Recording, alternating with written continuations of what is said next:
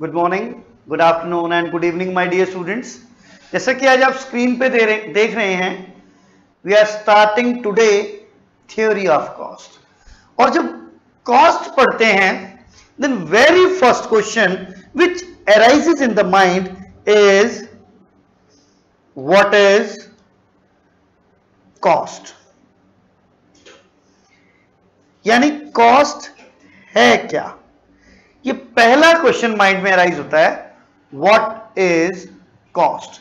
देखिए, जब भी हम किसी चीज का प्रोडक्शन करते हैं, we need two types of inputs, factor inputs as well as non factor inputs. Factor inputs like land, labour, capital, entrepreneur. और non factor inputs raw material, power, fuel, electricity, license, insurance. There are so many types of expenditure on purchasing factor and non-factor inputs, and such type of expenses are known as cost of production. तो इस knowledge को एक line में frame कर देंगे, then it will become meaning of cost. देखिए कैसे आप किस तरह से कॉस्ट का मीनिंग बताएंगे। आप कहेंगे expenditure incurred on factor means land, labour, capital, entrepreneur, and non-factor means raw material, power, fuel, electricity, licensing, insurance, and so many factor and non-factor inputs to produce a given quantity of a commodity is called cost of production. Now the meaning is clear. क्या बोला हमने कहा कि expenditure incurred on factor and non-factor inputs to produce a given quantity of a commodity is called cost of production. शुद्ध हिंदी में क्या कहेंगे, जो खर्चे होते हैं किसके लिए, प्रोडक्शन के लिए। क्या खरीदते हो, फैक्टर और नॉन फैक्टर इनपुट्स, क्या बोलेंगे उसको, कॉस्ट ऑफ प्रोडक्शन। अब आगे चलते हैं, the next topic is concepts of cost. जी, एक एक करके एक्सप्लेन करते जाएंगे, and these concepts are very important to study theory of cost. First is money cost. As clear by the name, बिल्कुल नाम से स्पष्ट हो रहा है कि मनी कॉस्ट क्या है। हम बोलेंगे expenditure incurred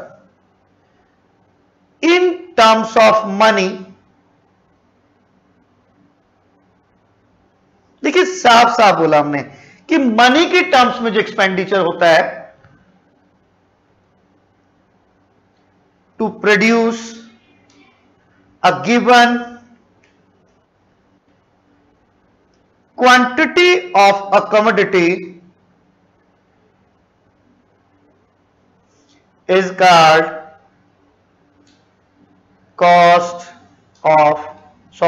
is called money cost.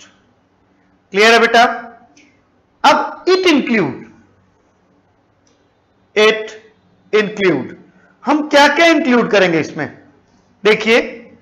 अब मनी की फॉर्म में first rent of the building, ये पहला खर्च हो गया। Second,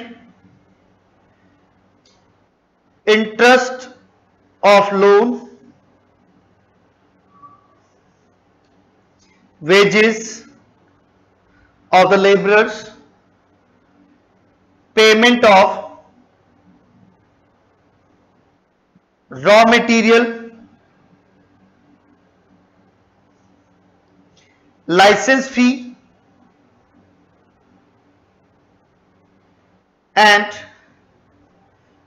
insurance premium etcetera. अब देखिए हमने क्या डिफाइन किया, हमने डिफाइन किया मनी कॉस्ट। क्या है money cost? Expenditure incurred in terms of money is called money cost. जैसे rent of the building, interest of loans, wages of labourer, licence fee, raw material की पेमेंट, इंश्योरेंस प्रीमियम, इस तरह के जो खर्चे होते हैं इनको आप क्या बोलते हैं? Money cost. Second is real cost.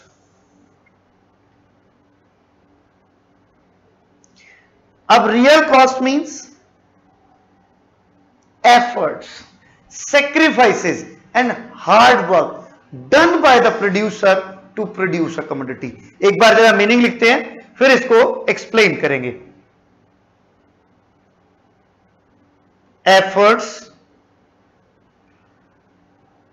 sacrifices and hard work done by the producer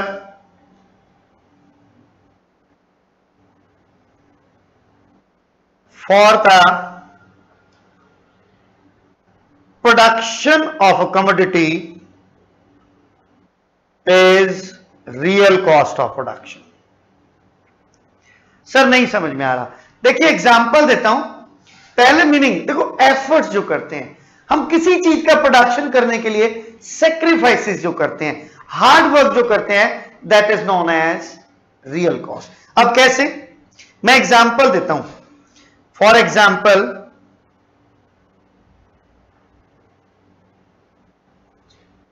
a tailor work 4 hours to stitch a shirt। This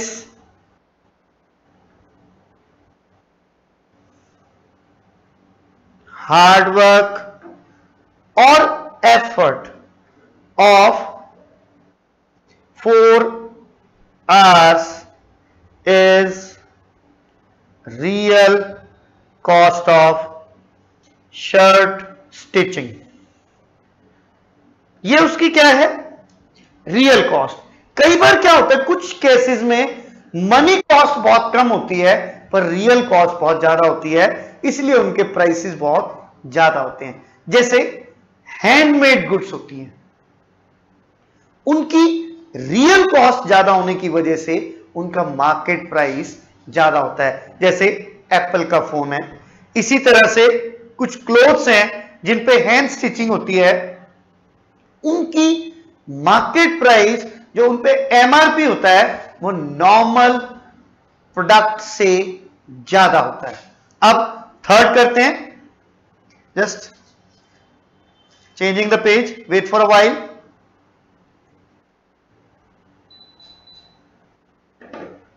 next is third is social cost. देखिए जब हम बात करते हैं social cost is that cost which is not considered in the books of accounts. अब है क्या ये, एक बार इसको ध्यान से देखेंगे, समझेंगे, फिर आपको पता लगेगा। हम कहेंगे pen, discomfort and sacrifices made by the society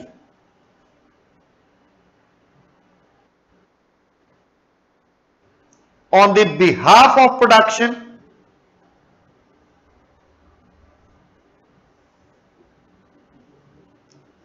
is called social cost। पर सर हमें अभी समझ नहीं आ रहा। देखिए हम क्या कह रहे हैं कि सोसाइटी जो पेन, डिस्कंफर्ट और सेक्रीफाइसेस करती है, किसके लिए? प्रोडक्शन के बेस पे। अभी एग्जांपल डालता हूं, आपको समझ आ जाएगा। For example, air, noise and water pollution, ये सब किसका कंट्रीब्यूशन है? Due to production. अब इसकी कॉस्ट कौन पे करता है? सोसाइटी। एयर पोल्यूशन से जो बीमारियां होती हैं, नॉइस या वाटर पोल्यूशन से जो प्रॉब्लम्स होती हैं, bear by the society. So it is social cost. अभी कहानियां खत्म नहीं हुई मेरे दोस्त, सिर्फ ये air, noise and water pollution ही नहीं है, बहुत कुछ है जो सोसाइटी बियर करती है ऑन अकाउंट ऑफ प्रोडक्शन। मैं यहां लिखने की बजाय आपको फिंगर्स पे काउंट कराता हूं। Traffic congestion, shortage of fresh water and electricity, increase in prices and rents of the land, and there are so many evils of factory system। सबसे बड़ा जिस तरह से स्लम। अब देखिए, एक शहर में वास्ट इंडस्ट्रियलाइजेशन होता है, इधर उधर से लेबर आती है ट्रांसफर होके, and they are paying 10 or 12,000 to a raw labourer. एक बोझा उठाने वाले अनस्किल्ड लेबर को, जिससे आप काम करवाते हैं, बोझ उठाने का, मशीन के साथ खड़े होने का, उसको क्या पे करते हैं? 10 to 12,000। He has a full fledge family. और उस एरिया में इंडस्ट्रियलाइजेशन की वजह से रेंट बहुत ज्यादा है, प्राइसेस ऑफ लैंड बहुत ज्यादा है, तो वो कोई 2-3 BHK का फ्लैट तो लेगा नहीं। वो देखेगा रेलवे स्टेशन के पास एक तालाब है, तालाब के पीछे गंदी सी जगह है, झाड़ियां काट के वहां स्लम्स बन जाएंगी। और जो various types of problems create होती हैं स्लम्स से, जैसे क्राइम्स, प्रोस्टिट्यूशन और अनहाइजीनिक एनवायरनमेंट, वो सब कौन बियर करेगा? Society. That is called social cost, and such type of cost is not included in books of accounts of the producers. अब नेक्स्ट की बात करते हैं। Next is opportunity cost. अब बेटा एक बात बहुत ध्यान से सुन लीजिए, being a student of economics, अगर कोई बच्चा अपॉर्चुनिटी कॉस्ट नहीं जानता तो उसका इकोनॉमिक्स पढ़ना खराब है। Why sir? इसके लिए मैं आपको एक स्पेशल जो है केस स्टडी सब कुछ करके आपको दिखाऊंगा। पहले आप इसका मीनिंग पढ़ लीजिए, then we will study how it is useful for economist. देखिए, opportunity cost is the value of next best alternative forgone. नहीं समझ में आ रहा, इसको इजीएस्ट लैंग्वेज में बोलते हैं, let one factor has two best alternative uses. Two best alternative uses means either or, ये एक्सेप्ट करो या ये एक्सेप्ट करो। एक को एक्सेप्ट करोगे, एक को रिजेक्ट करोगे। Rejected one is opportunity cost for accepted one. इसको एक्सेप्ट किया है और इसको रिजेक्ट किया है, तो ये क्या हो जाएगी इसके लिए? ये वाली फिंगर जो फ्लिक कर रही है, it is opportunity cost. Two alternative uses, then we have to accept one and reject the other. So rejected one is opportunity cost for accepted one. ठीक है जी। आप कभी भी ऐसी परिस्थिति है जहां दो बेस्ट ऑल्टरनेटिव यूजेस हैं, एक को एक्सेप्ट करेंगे, दूसरे को रिजेक्ट करेंगे, यानी opportunity cost will help us for decision making. अब कैसे काम आएगी, इस सबको बहुत ध्यान से सुनना। देखिए, being an economist we are optimisers. Sir optimiser कौन होता है? देखिए, एक वर्ड है इंग्लिश का ऑप्टिमम, हिंदी में होता है इष्टतम, यानी the best. It means minimum और maximum, whatever is favourable is known as optimum. अगर मैं कॉस्ट की बात करता हूं तो मिनिमाइजेशन इज ऑप्टिमम। अगर मैं यूटिलिटी की बात करता हूं तो मैक्सिमाइजेशन इज ऑप्टिमम। अगर मैं रेवेन्यू की बात करता हूं तो मैक्सिमाइजेशन इज ऑप्टिमम। अगर मैं एफर्ट्स की बात करता हूं तो मिनिमाइजेशन इज ऑप्टिमम। तो अब कॉस्ट की बात करते हैं, कॉस्ट को क्या करना है? मिनिमाइज करना है। अब एक एग्जांपल बताता हूं।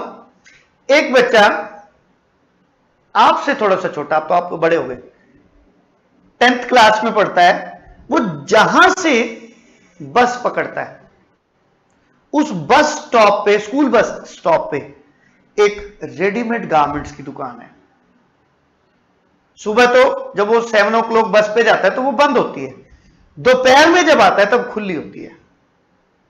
अब बस से उतरा, समर का फ्रेश स्टॉक आया, एकदम मस्त टी शर्ट बाहर टंगी हुई है, red, green, blue, purple, so many, और बढ़िया बढ़िया कोटेशंस लिखी हुई हैं।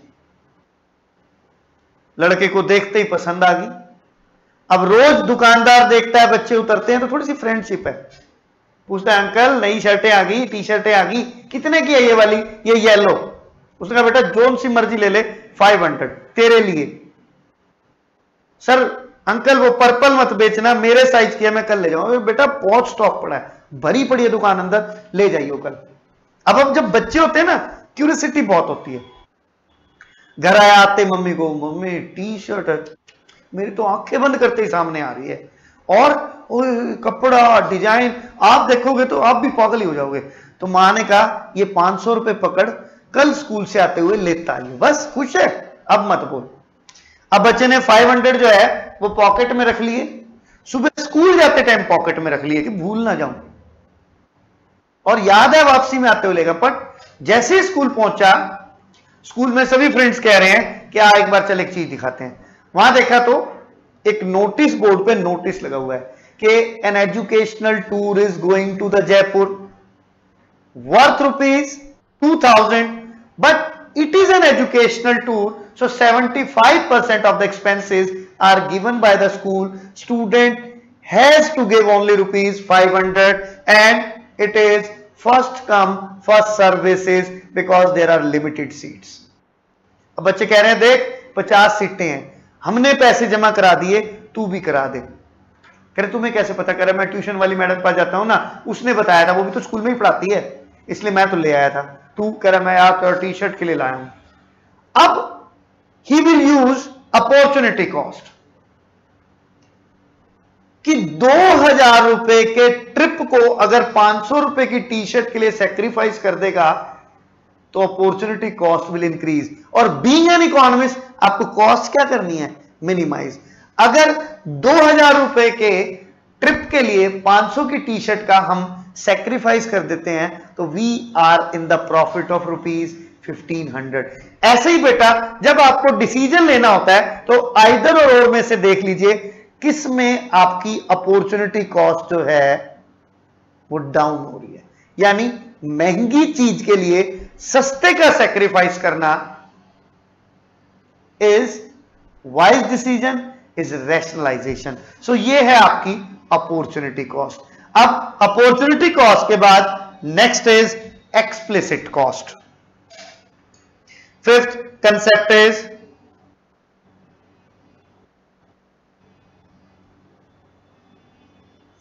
explicit cost. क्या है? Fifth concept is explicit cost. Explicit cost इसका दूसरा नाम है बेटा out of pocket expenses. Out of pocket expenses. It means क्या बोलेंगे? Payments made to the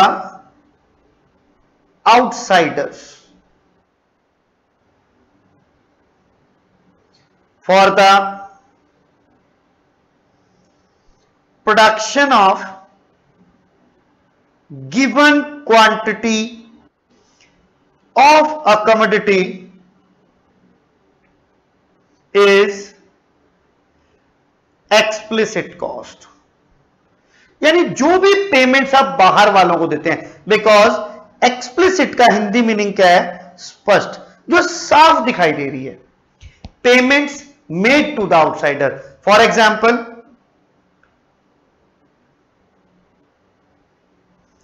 rent of building, wages of the laborer, payment of raw material etc।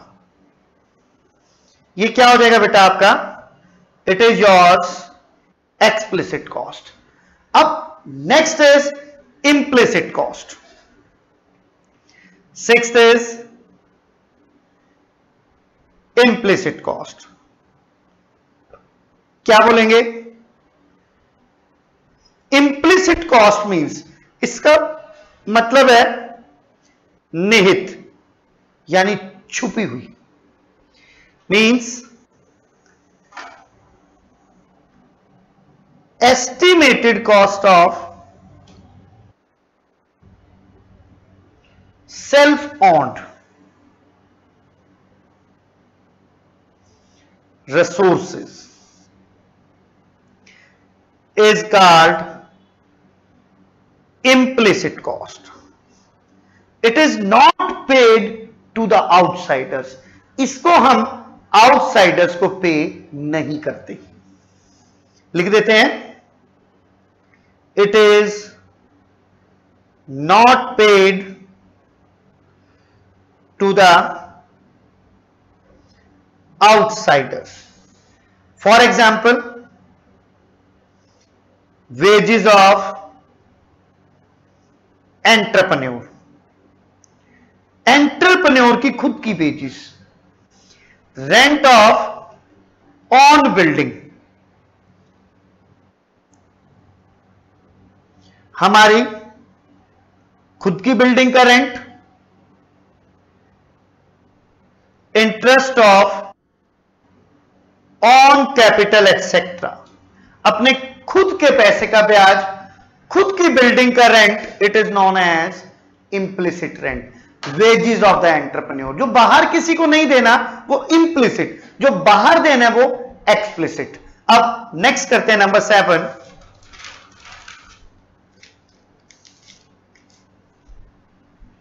Next is 7th is accounting cost.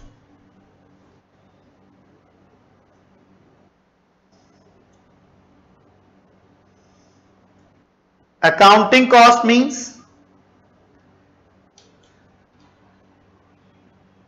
all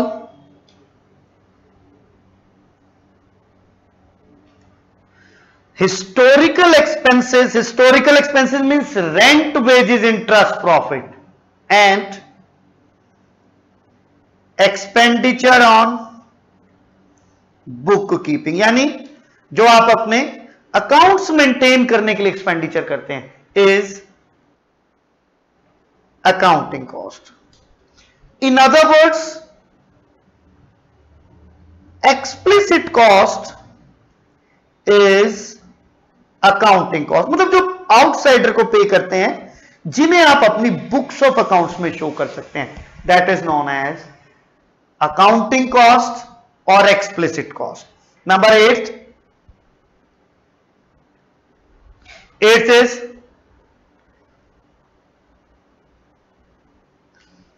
economic cost।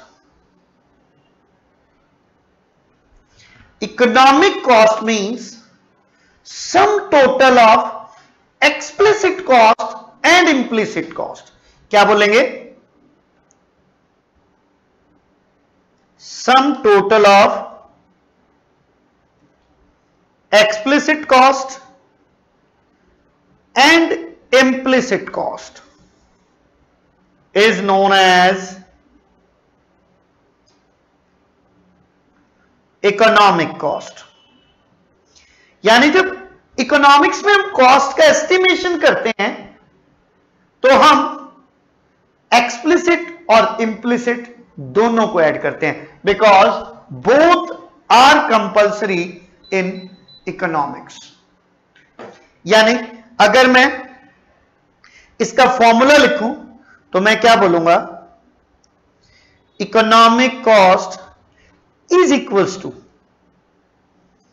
Explicit cost plus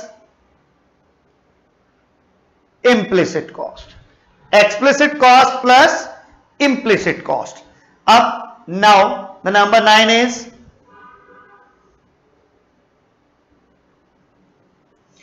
direct cost or traceable cost. That cost which can be estimated easily, जिसको आप easily estimate कर सकते हैं, यानी some kind of explicit भी बोल सकते हैं। That cost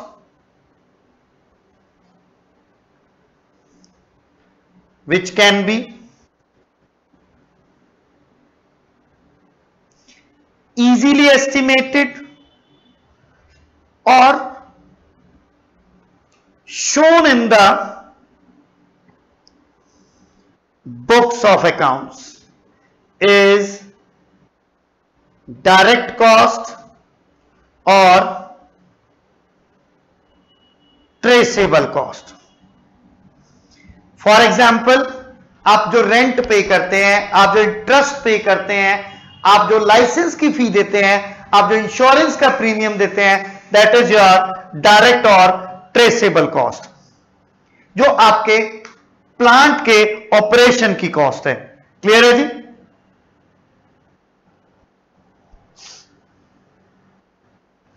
second is means next 10th indirect cost और non traceable cost.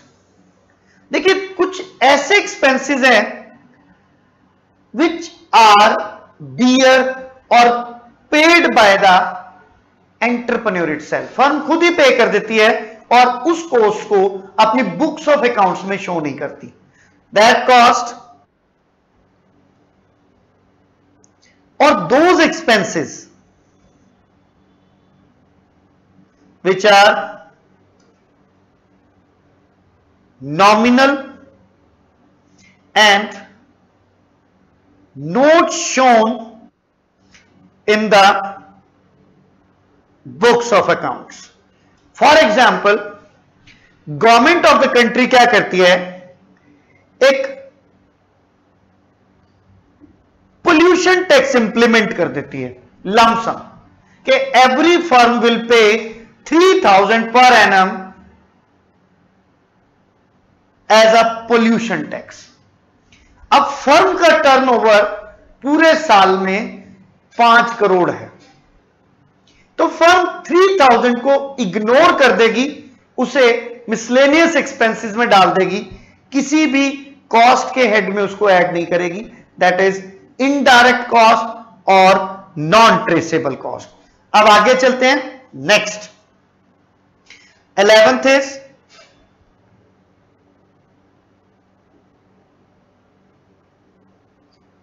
Production cost, लेकिन इसको एक्सप्लेन नहीं करेंगे। It is as same as cost of production. ये बिल्कुल कॉस्ट ऑफ प्रोडक्शन की तरह सेम है। मैं यहां पे डाल देता हूं cost of production means expenditure on factor and non factor payments to produce या non factor inputs to produce a given quantity of a commodity is called production cost. अब नेक्स्ट बोलते हैं 12th is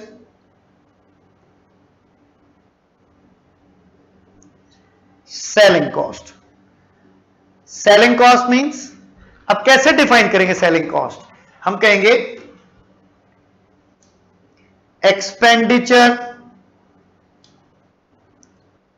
incurred on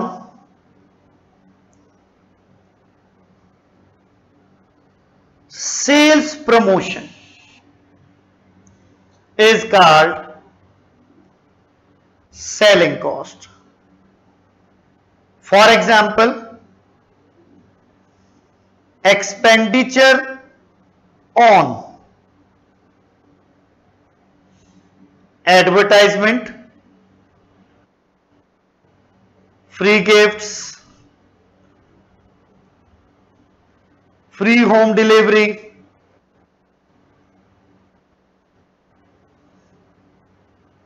discounts, personal selling, schemes, etc. ये सब जो खर्चे होते हैं it is called selling cost. Production cost एक फर्म के लिए कंपलसरी है, सेलिंग कॉस्ट वॉलेंट्री है. आप चाहें तो भरेंगे, नहीं चाहें तो नहीं भरेंगे. बहुत सी ऐसी फॉर्म्स ऑफ मार्केट हैं जिसमें सेलिंग कॉस्ट नहीं होती, जैसे मोनोपोली और परफेक्ट कंपटीशन. वो आगे हम डिस्कस करेंगे. नाउ द नेक्स्ट इज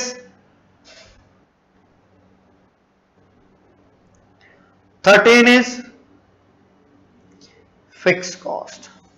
अब फिक्स कॉस्ट को कैसे डिफाइन करेंगे? हम बोलेंगे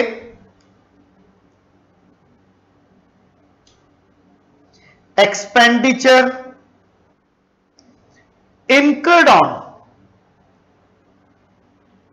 fixed factors of production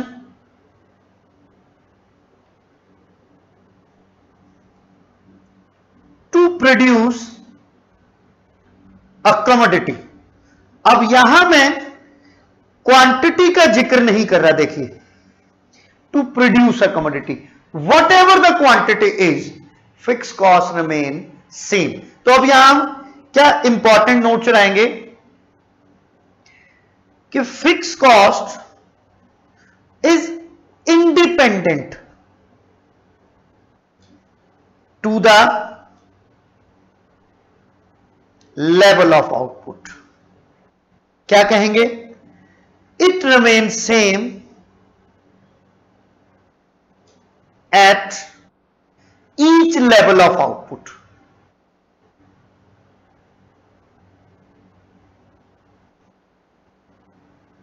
even at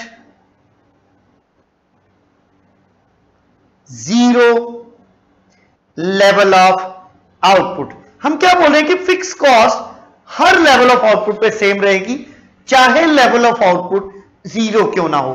अब हम एग्जांपल देते हैं, तब आपको समझ में आएगा. For example, rent of the building, interest of bank loan, wages of permanent labourers. अब परमानेंट लेबर की वेजेस देनी पड़ेगी, चाहे आप प्रोडक्शन करें चाहे ना करें. लाइसेंस फी, भाई फर्म चलाने तो लाइसेंस लेना पड़ेगा ना. इंश्योरेंस प्रीमियम, अब प्रीमिसेस को इंश्योर तो करा के रखना पड़ेगा, चाहे आप प्रोडक्शन करें चाहे ना करें, क्योंकि कोई भी कैजुअलिटी इंश्योरेंस है या नहीं इसको देख के नहीं आती, प्रोडक्शन है या नहीं इसको देख के नहीं आती. That comes uncertainly. तो उसको अनसर्टनिटी को सेव करने के लिए आपको इंश्योरेंस कराना पड़ेगा और इंश्योरेंस फी या इंश्योरेंस प्रीमियम पहले से भरना पड़ेगा. It is known as fix cost, जो हर लेवल ऑफ आउटपुट के सेम रहती है, चाहे आपका लेवल ऑफ आउटपुट क्या हो, जीरो हो. अब बिल्डिंग का रेंट है, चाहे आप कितनी भी यूनिट प्रोड्यूस करें या ना करें, आपको बिल्डिंग का रेंट देना पड़ेगा. क्लियर है जी? अब next 14th, changing the page. 14th is variable cost. आज बहुत बोर कर दिया, ये लास्ट है. सारी डेफिनेशन थ्योरी पढ़ते पढ़ते हम कई बार हो जाते हैं बोर. वेरिएबल कॉस्ट क्या कहेंगे? हम बोलेंगे expenditure incurred on variable factors of production.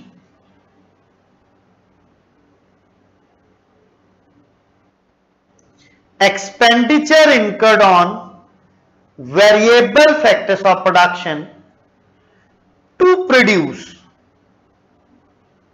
a given quantity of a commodity. My dear students, have you changed the notice? Notice the change. यहां पे मैंने क्या लिखा? क्वांटिटी, और वहां क्वांटिटी नहीं लिखा क्योंकि फिक्स कॉस्ट का क्वांटिटी से कोई रिलेशनशिप नहीं है, and variable cost is directly related with quantity. As quantity of output increases, variable cost increases. As quantity decreases, variable cost decreases. At zero level of output, variable cost is zero. तो अब हम note चला देते हैं कि variable cost is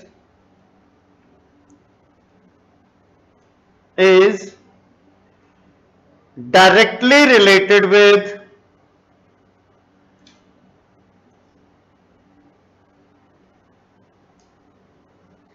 level of output. किससे related है बेटा? लेवल ऑफ आउटपुट से.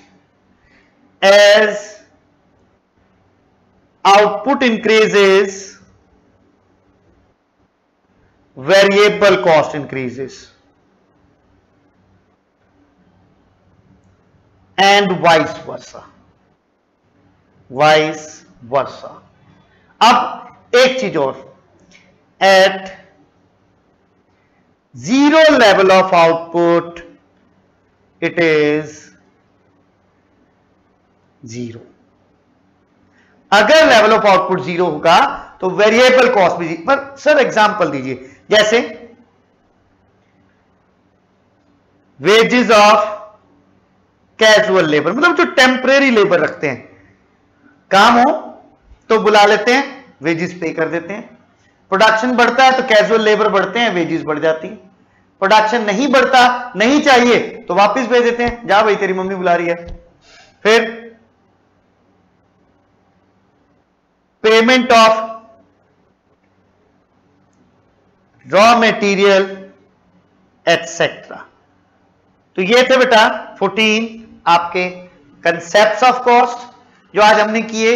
इन डेफिनेशंस को आप बहुत ध्यान से देखेंगे क्योंकि ये आगे आपके क्वेश्चंस में काम आएंगी. आज के लिए इतना ही काफी है. Thank you very much. Have a nice day. Bye.